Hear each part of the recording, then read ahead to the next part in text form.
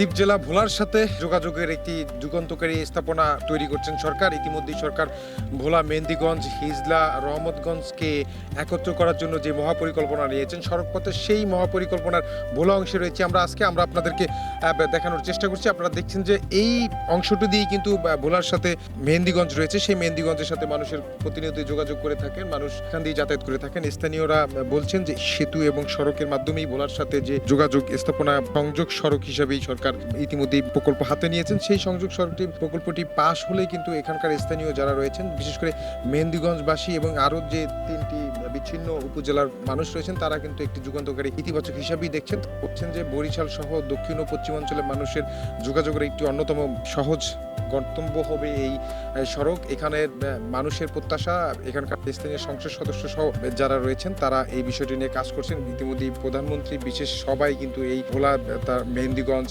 রহমতগঞ্জ, উলানিয়া, হিজলা সহ এই অঞ্চলের ভৌগোলিকভাবে অনেকটাই পিছিয়ে রয়েছিলেন। তারা সেই ভৌগোলিক বিষয়গুলি বিবেচনা করে এখানকার মানুষের অর্থনৈতিক কথা চিন্তা করে এবং তারা যেই দীর্ঘদিন বিচ্ছিন্ন হিসেবেই কিন্তু বসবাস করেছিলেন, সেই বিষয়টি বিবেচনা করে কিন্তু মানুষ এখানে যাতায়াত ব্যবস্থার জন্য একটি সহজ সড়কপথের যোগাযোগ স্থাপনা করার জন্য তারা ইতিবাচক হিসেবে দেখছেন। তারা স্থানীয়রা বলছেন যে যত দ্রুত সম্ভব এই সড়ক যদি বাস্তবায়ন হয়, পাশাপাশি এই নদীর উপরে যদি সেতু নির্মাণ করা হয়, তাহলে ভোলার সাথে মেহেন্দিগঞ্জ তথা অন্যান্য যে সকল উপজেলা রয়েছে সেই উপজেলাগুলোর সাথেও কিন্তু অনেকটাই যোগাযোগ সহজ হবে। তো স্থানীয়রা বলছেন যে যত দ্রুত সম্ভব সরকার যে বিষয়টিকে গুরুত্ব দিয়েছেন, সরকার যে বিষয়টিকে ইতিবাচক হিসাবে নিয়েছেন, মন্ত্রিপরিষদ সচিব থেকে শুরু করে নিজ নিজ মন্ত্রণালয়ে যারা দায়িত্বপ্রাপ্ত মন্ত্রীরা রয়েছেন, তারাও কিন্তু বিষয়টি গুরুত্ব দিচ্ছেন এবং খুব দ্রুত এই রোডকেই বেছে নিয়েছেন। ভোলা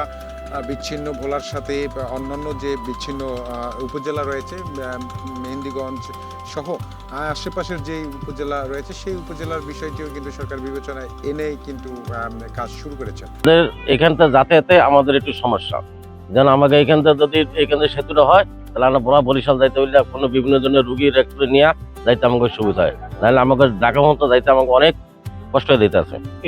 এই সেতুটা যদি আমাকে দেয়, আমাকে মনে করেন যাতায়াতের অনেক সুবিধা, এবং ঢাকা বরিশাল বিভিন্ন জায়গায় আমাকে যাইতে অনেক কষ্ট হয়ে যায়, রুগীরা অনেক কষ্ট পাই।